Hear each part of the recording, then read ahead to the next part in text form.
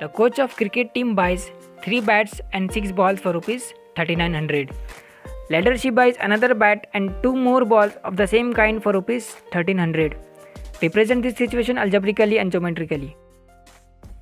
Cricket team के coach ने 3 bats और 6 बॉल्स 3900 में खरीदा। उसके बाद उन्होंने 1 बैट और 2 बॉल 1300 में खरीदा। तो हमें इस सिचुएशन को अल्जेब्रिकली और ज्योमेट्रिकली रिप्रेजेंट करना है। अब क्वेश्चन में दिया गया है कि 3 बैट्स और 6 बॉल्स की प्राइस कितनी है, 3900 है। लेकिन हमें ये नहीं पता है कि तीनों बैट्स की और 6 बॉल्स की प्राइस क्या है। तो सबसे पहले हमें बैट्स की प्राइस निकालनी पड़ेगी।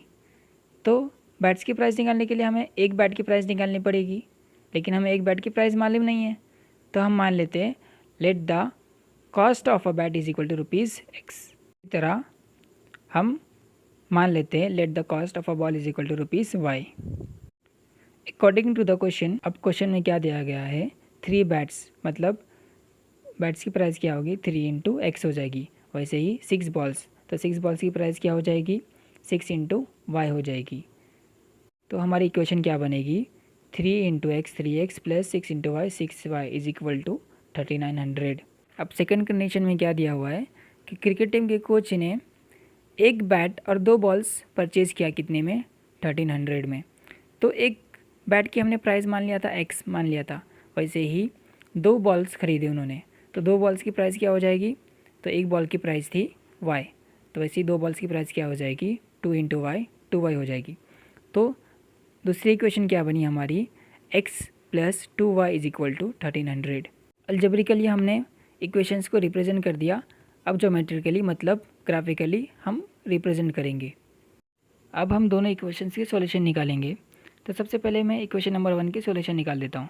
तो मेरी इक्वेशन नंबर 1 है 3x plus 6y is equal to 3900।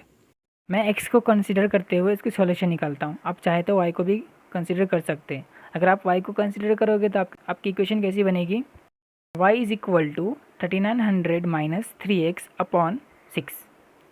तो मैं x को कंसिडर कर रहा हूँ, तो मेरी इक्वेशन क्या बनेगी, 3x is equal to 3900 minus 6y।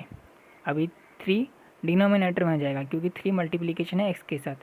तो इक्वेशन क्या बनेगी, x is equal to 3900 minus 6y upon 3। तो हमें y की वैल्यू कंसिडर करके इक्वेशन में पुट करना पड़ेगा, तो हमें उसके सॉल्यूशन मिलेगा। मैं y की वैल्यू मान लेता हूँ 400। तो हमारी इक्वेशन क्या बनेगी, x is equal to 3900 minus 6 into y की जगह क्या आ जाएगा, 400 आ जाएगा, upon 3 is equal to 3900 minus 6 into 400 2400 upon 3। अब 3900 माइनस 2400 करेंगे तो कितना आएगा आंसर, 1500 आएगा। 1500 को डिवाइड बाय 3 से करना पड़ेगा, तो आंसर क्या आएगा हमारा, 500 आएगा। तो जब मैंने y की वैल्यू 400 लिया तो मुझे x की वैल्यू क्या मिली, 500 मिली। x की वैल्यूज़ और y की वैल्यू में ज़्यादा डिफरेंस नहीं है, तो हम लोग इजीली उसको ग्राफ में प्लॉट कर सकते हैं। अब मैं y की वैल्यू 500 लेके देखता हूँ।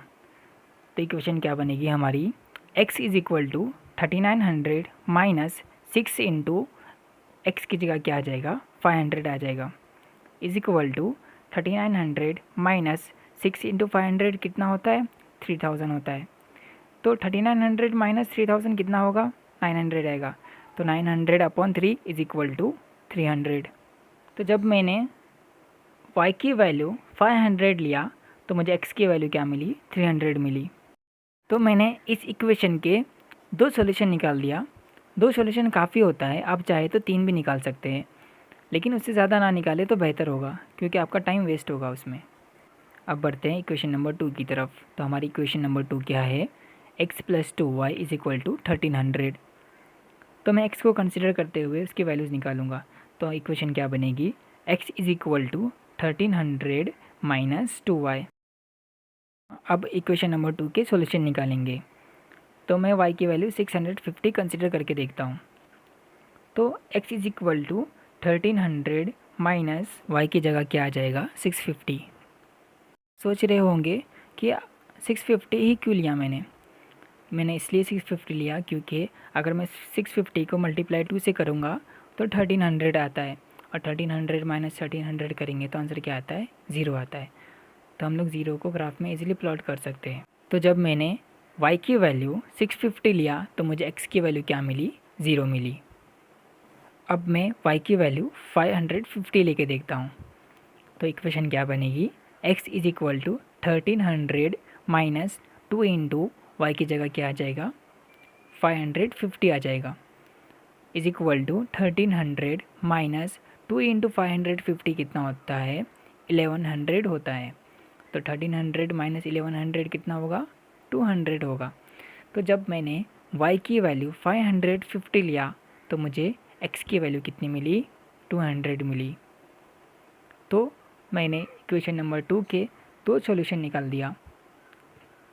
अब हम दोनों इक्वेशन को ग्राफ में प्लॉट करेंगे। तो पहले मैं इक्वेशन नंबर 1 को ग्राफ में प्लॉट करूँगा। पहला सॉल्यूशन जो हमने निकाला था उसमें हमें एक्स एक्सिस की वैल्यू क्या मिली थी, 500 मिली थी। तो मैं 500 को एक्स एक्सिस पे मार्क कर देता हूँ।